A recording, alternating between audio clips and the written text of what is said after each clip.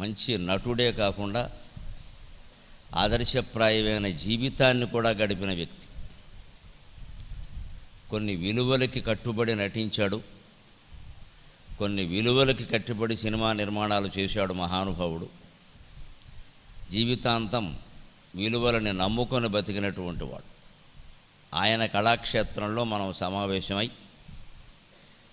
3 రోజుల పాటు శంకరాచార్య రచించిన ప్రకరణ గ్రంథాలలో ముఖ్యమైనది అయిన భజగోవింద స్తోత్రం మీద మాట్లాడుకోబోతూ ఉన్నాం.